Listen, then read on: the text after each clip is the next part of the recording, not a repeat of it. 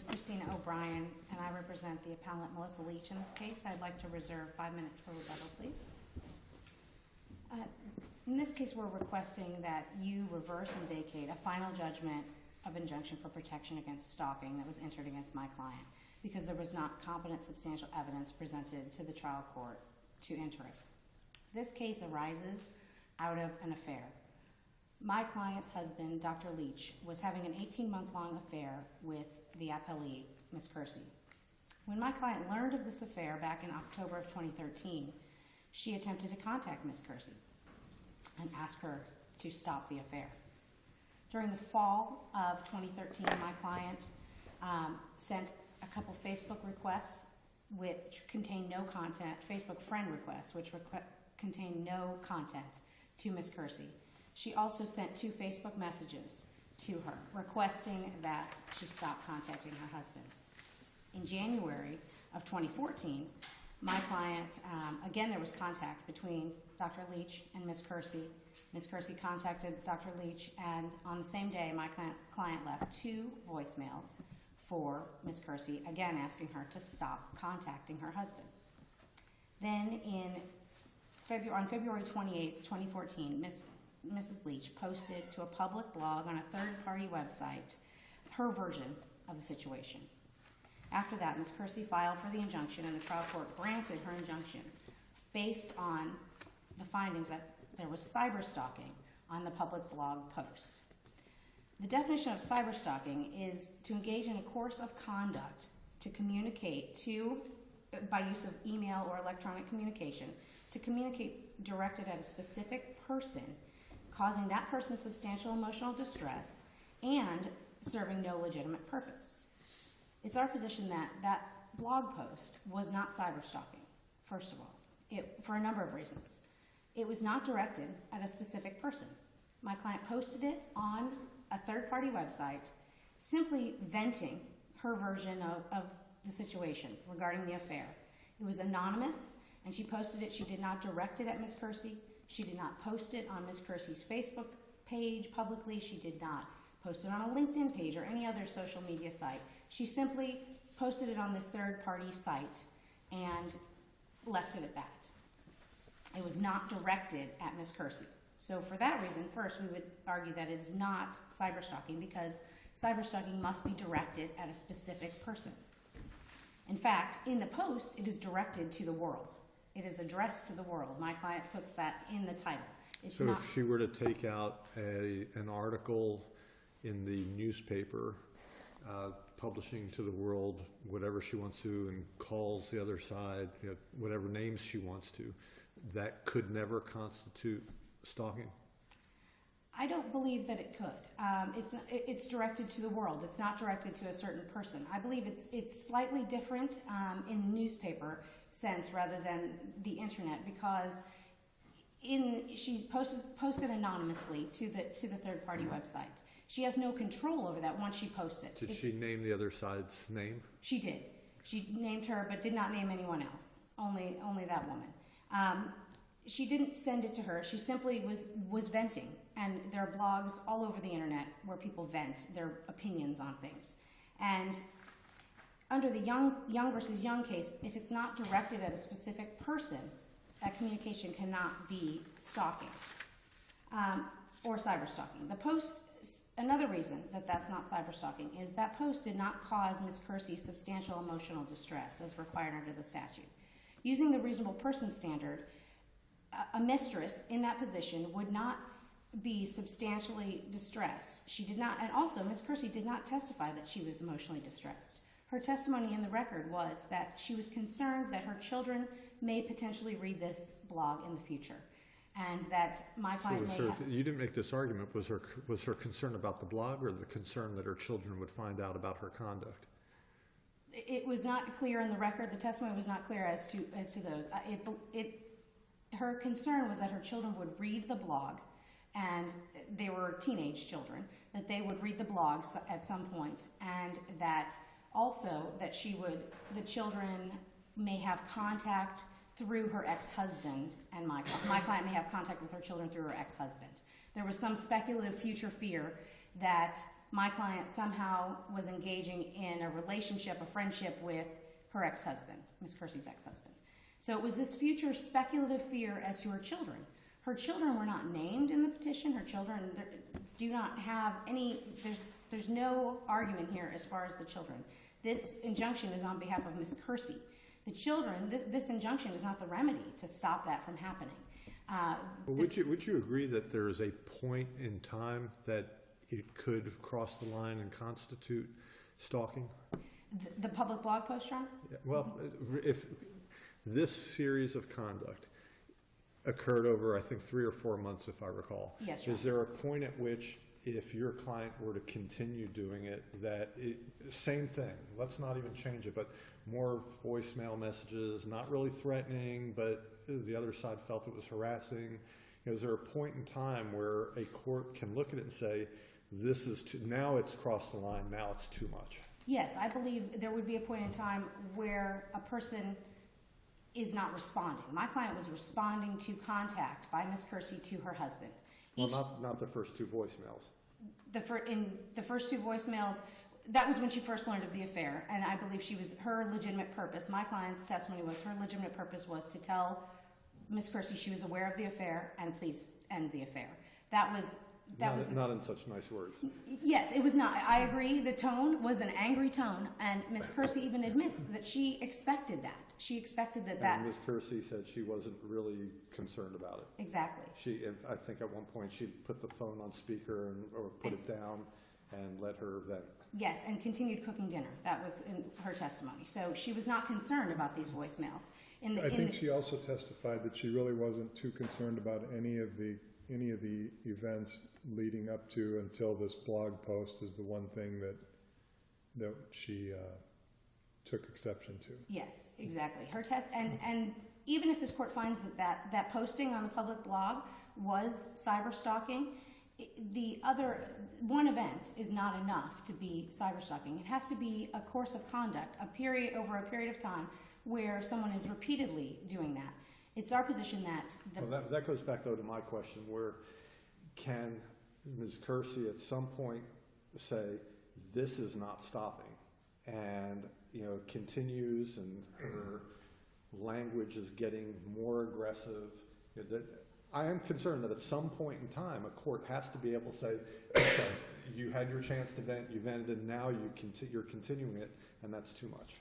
Yes, I believe that it's fact specific to each case, of course, but in this case there was no, Ms. Kersey was not concerned with the prior conduct up until this blog post. And even still, she was not necessarily, her testimony wasn't that she was substantially emotionally distressed. She was not crying, she was not upset. Some of the other cases that have been cited by the appellee about emotional distress involve their testimony of being in tears and upset and crying.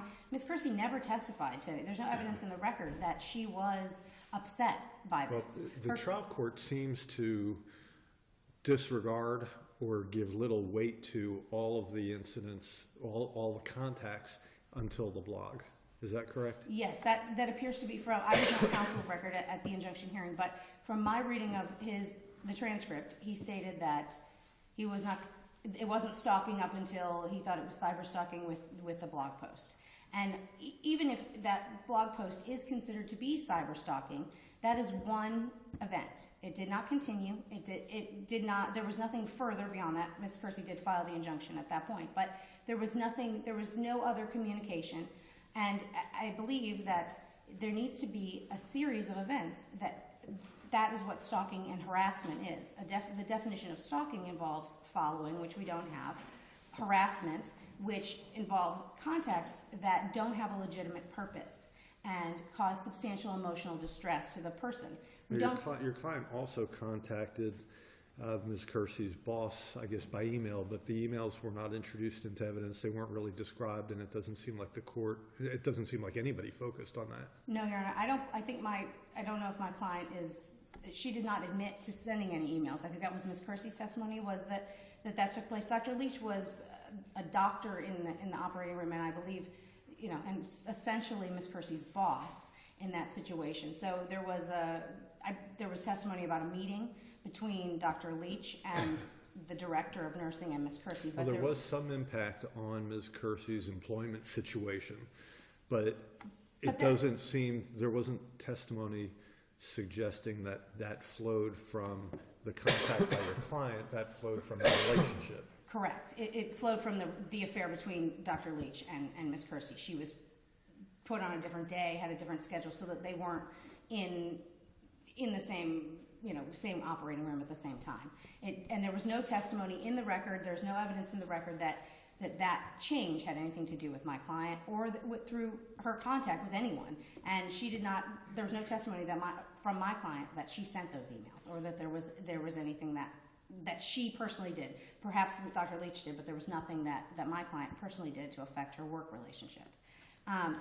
And so the contacts, the multiple contacts, the attempted contacts with the friend requests on Facebook were serving a legitimate purpose and did not cause any kind of emotional distress by Ms. Kersey. So those are our two arguments, that those two situations are completely different. The blog post can be taken away by itself because it didn't really serve a legitimate purpose other than my client getting allowed to vent her version of the situation. How did the blog post come to Ms. Kersey's attention?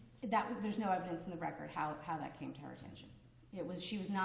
There's no evidence that she was notified by my client or anyone else. So we don't know. And it was not my client. We can say specifically my client did not notify her of the blog post. It was not directed to her. She didn't link her, email her a link to it or anything of that nature. There's no evidence of that.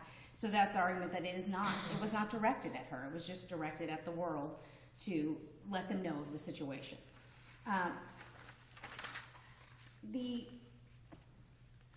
This behavior, although it may have been uncivil, vulgar, some of the tone of the messages may have been angry, that of an angry wife, the law requires more than just relationship problems and uncivil behavior to support an injunction.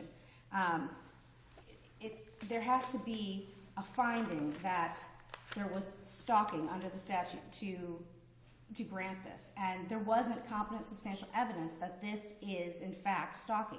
There was no following, there was no harassment, because all of these behaviors were behaviors that had a legitimate purpose. In my client's mind, they were all in response to Ms. Kersey contacting her husband, and to tell her to stop. Basically, even if they weren't in response to a contact, they were to say, end the affair, stop contacting my husband.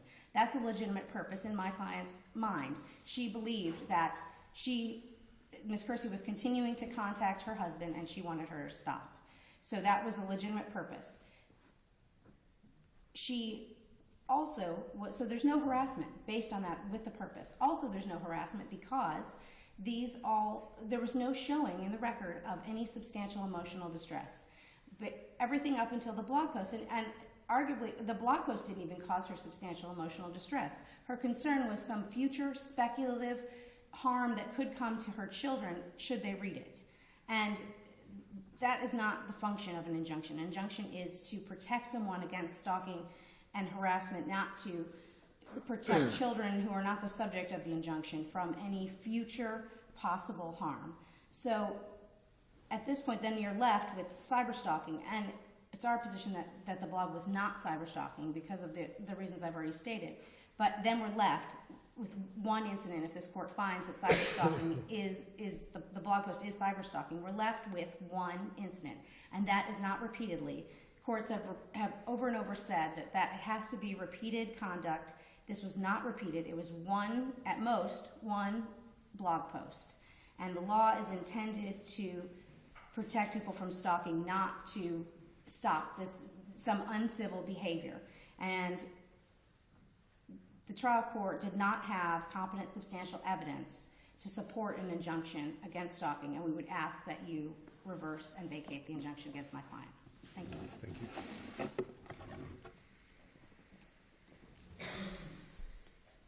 May it please the court. Patricia Black on behalf of Tara Kersey, the appellee in this case. Your Honors, I think that Judge Corbin in the lower court looked at all of the actions as a whole. And when it got to the point of the blog, all those actions as a whole constitute stalking. There were 10 direct contacts by the appellant. One phone call, or maybe 2 phone calls, directing Ms. Kersey to not have contact with her husband would be enough. But there weren't. There were 4 telephone calls, 2 Facebook messages, 3 Facebook friend requests, 4 indirect contacts, the public blog, and the 3 emails to her director. Now, those emails... We don't know anything about those emails, though, do we? I know that from the transcript, the emails caused her not only to be put on a different shift, Your Honor, but to go to another hospital, which was a much further distance, and changed her hours. Was there testimony to all this? Yes, sir, there was. In the transcript, she said that she had to change hospitals. Was it because of the relationship with the doctor or as a result of contacts by Ms. Leach? The transcript is not clear on that. But your client was very clear, though, that she didn't really feel harassed until the point of the blog. She did say that yes, sir, she did. And the judge focused only on the blog in terms of entering the injunction. He seemed to say, up until that point, these are my words or paraphrasing, no big deal, but then we get to the blog and all of a sudden the judge says, well, that's crossed the line. It's getting out of control. It got out of control. This was posted to the whole wide world. There's extreme foul language about this woman. The other thing that she was very concerned about, and it is in the transcript, sir, was that Mrs. Leach somehow befriended the live-in girlfriend of her ex-husband. They're involved in a parenting relationship, although they're divorced, of exchanging the children. Her fear was that Mrs. Leach would bring up something in front of the children during their time sharing.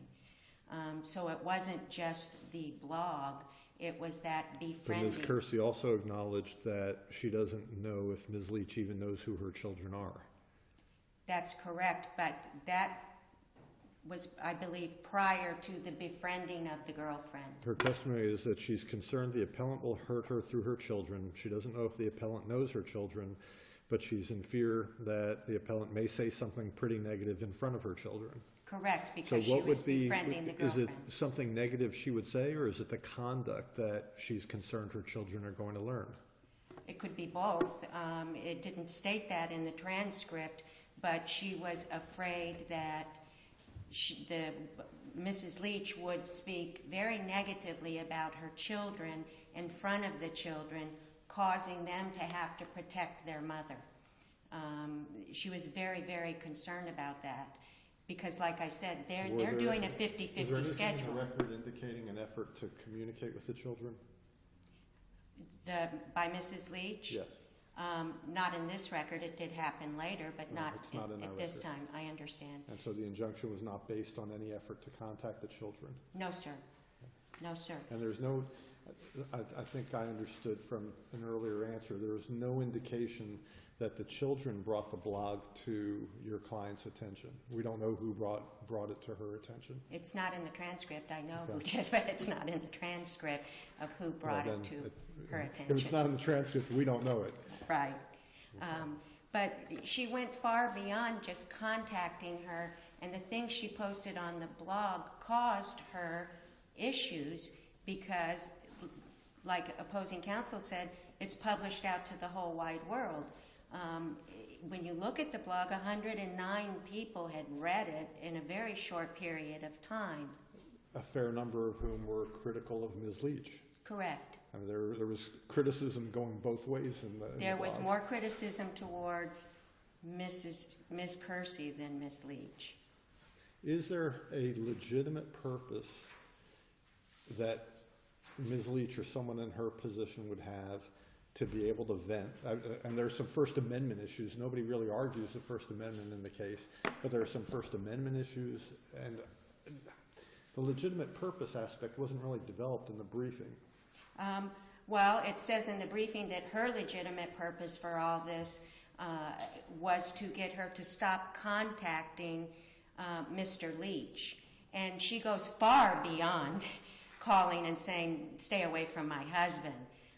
She continually called her. She even called back on one occasion and said, oh, I forgot to tell you what I wanted to say, and we went into effing skank and whore and all kinds of things like that. So it wasn't just she called for a legitimate purpose of saying, stay away from my husband. She did that once, and she continued to harass Miss Kersey after that on a consistent basis.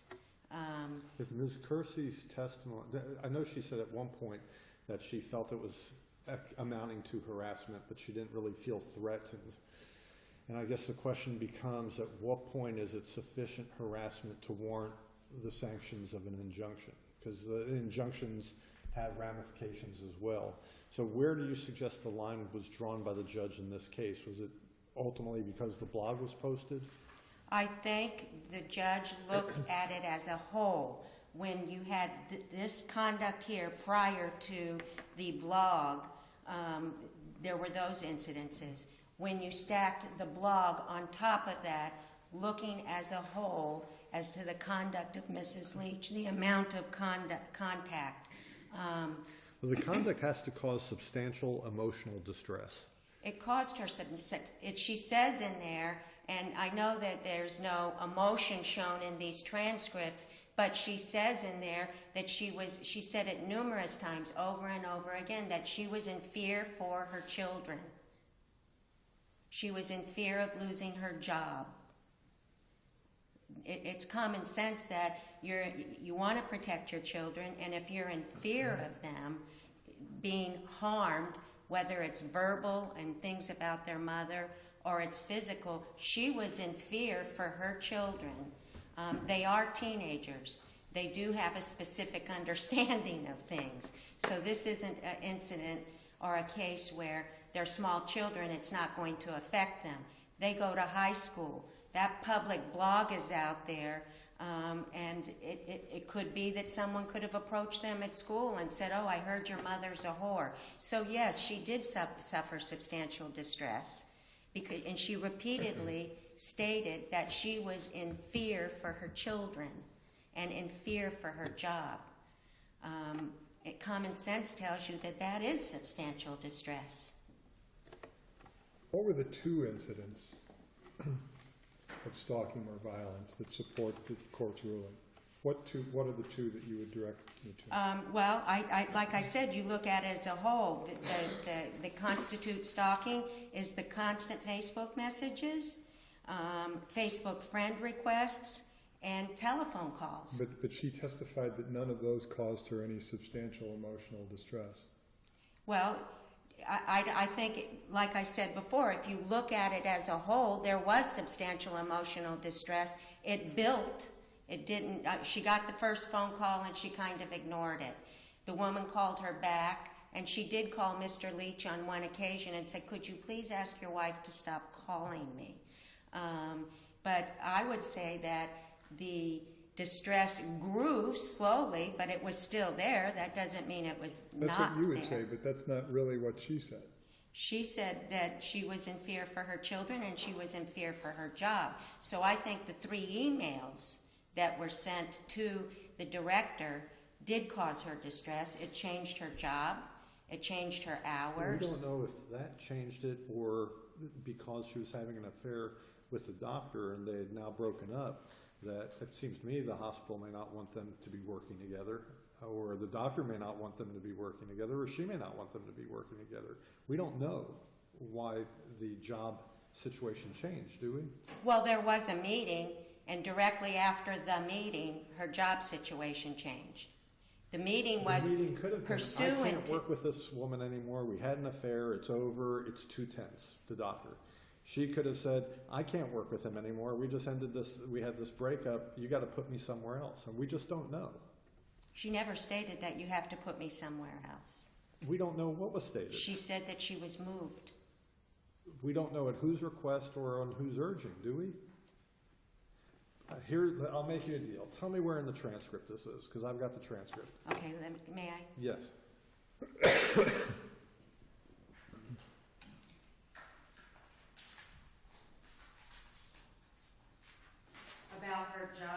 Yes.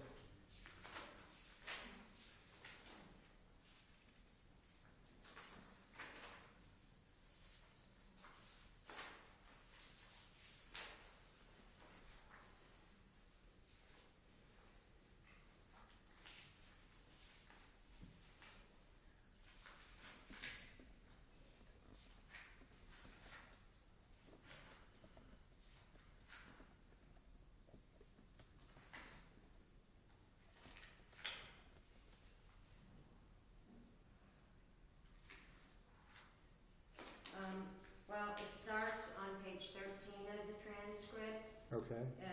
On line 14, she got 3 that I'm aware of. So Your you boss said- got an email. Yes. She got 3 that I'm aware of.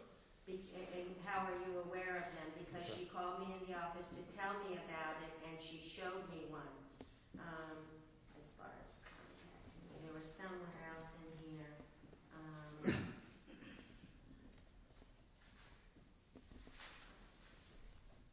That she was trying to explain to Judge Corbin that she was moved.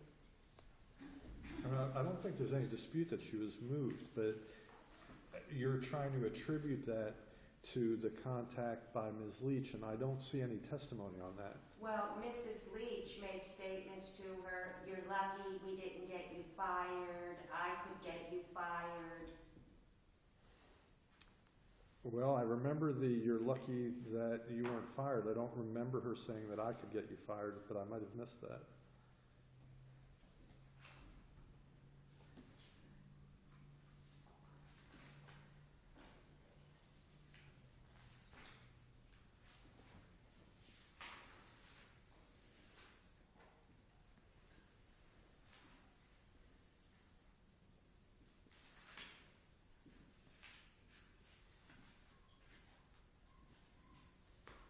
I don't want you to use all your time looking through the Okay. records.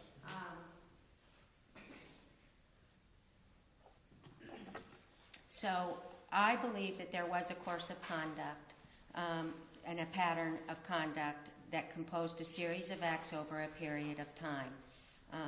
I've explained them all to your honors. There were 10 direct contacts, 4 indirect contacts.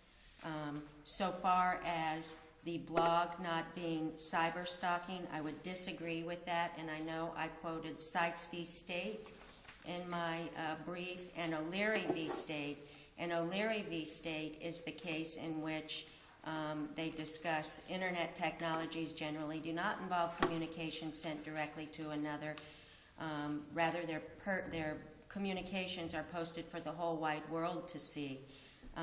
It could be in a closed network. In the appellant's brief, they talked about it didn't go to anyone else, and I believe she talked about that today. That's irrelevant so far as O'Leary Let me goes. just ask you, because I think I found it. You better be glad you just got your OR location switched and that we didn't have your ass fired. Now go rot in hell. Yes. Is there anything that you recall in the record dealing with the change in job besides that? There was something towards the end where she was attempting to explain, I believe, attempting to explain to Judge Corbin that she got moved. I think she was cut off a little bit during that statement, though. But I believe there's a course of conduct. I believe the case law that I've cited in my brief backs up each and every aspect of this. The pattern of conduct, that it is cyberstalking, that there was repeated and continual contact that did not serve a legitimate purpose because she continued with her contacts of something like what you just read. And there was no request to stop seeing her husband except for the very first one. So there was no legitimate person.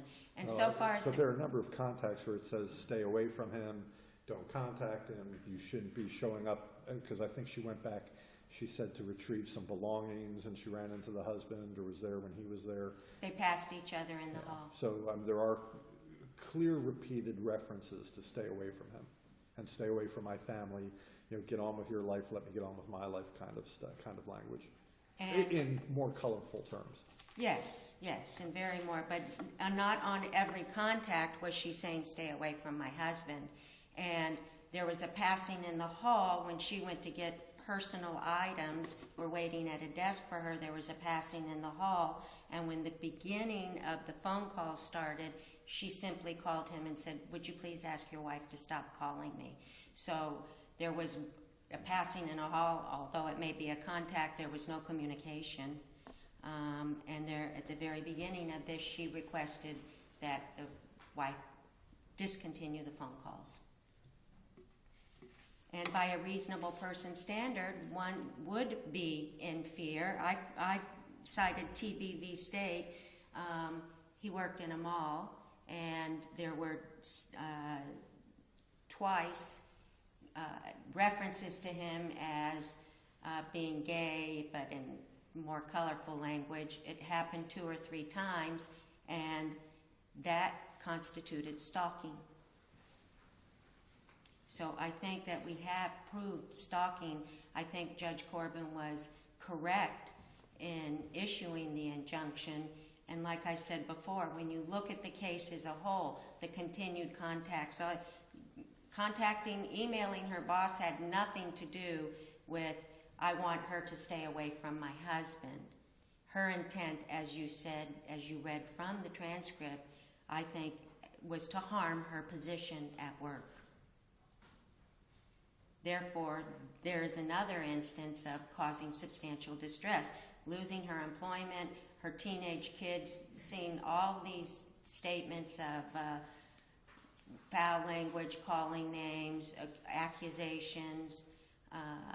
I think when you look at everything as a whole, Judge Corbin made the proper decision in granting the injunction. I don't think he granted it just for the cyberstalking. That was just one more block in the situation. Therefore, I would ask you to affirm. Thank you. You're welcome.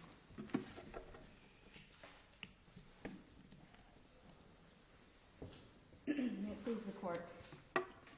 As to counsel's argument that Judge Corbin took all of the situation as a whole, under the case law, each incident that is alleged as stalking has to be proven by competent substantial evidence to be stalking or whatever it's alleged to be.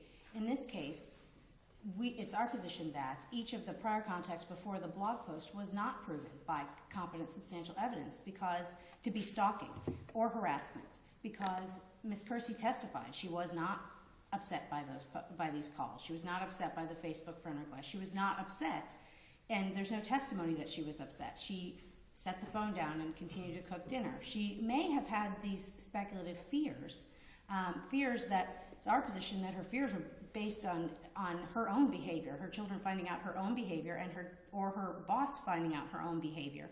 Her fear of a loss of job and her children, having to defend her was having to defend Ms. Kersey's behavior, and it's a speculative fear anyway. The children are not subject to this injunction, and my client could still, at this point, even with the injunction, could have contact with her children. There's no testimony or evidence in the record that she even knows who they are. So this is a future potential speculative fear that she has, and the fear, it's our position, her fear has arisen out of her own behavior, her own affair with Dr. Leach. She has these fears not based on Mrs. Leach's conduct, but based on her own conduct. Not at all about what Mrs. Leach has done. She was not upset up until the point of this blog post, and even then. Is it your position that your client can trumpet this information out any way she wants to for as long as she wants to, and it can't constitute stalking because it all flows from the behavior between Ms. Kersey and the husband? No, there are some First Amendment arguments that she should be allowed to do just that if it is the truth, and in this case I think everyone admits that is the truth, that there was an affair. She could do that. However, once it starts to get to the point where it is directed at Ms. Kersey or Ms. Kersey's employer or Ms. Kersey's friends or someone that it's directed to harm them specifically, like the cases that were cited by the appellee, the O'Leary case was a criminal case based on stalking. It was a Facebook threat a threat to kill someone on their Facebook page directly. That is distinguishable.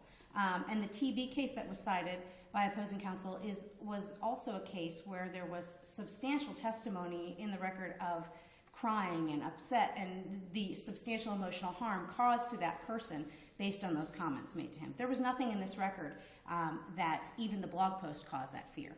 There was testimony that she was fearful that her children may someday have to defend her to Mrs. Leach. But there was testimony, as Your Honor pointed out, there's no evidence that my client even knew the children, had any relationship with the children. So a reasonable person and Miss Kersey would not have had any substantial emotional distress, even by the blog post or by all of these the prior contacts, which is our position that you can't look at it as a whole. You have to look at each incident to find whether or not there was stalking or a pattern of behavior. And they have not shown by competent substantial evidence that there was actually that these didn't serve a legitimate purpose or that they caused any substantial emotional distress to Ms. Kersey. So therefore, it's not harassment. And at best, there is the post on the public blog. That is one incident. That is not a repeated incident. And it's our position that the trial court did not have competent substantial evidence to find stalking or cyberstalking under the statute.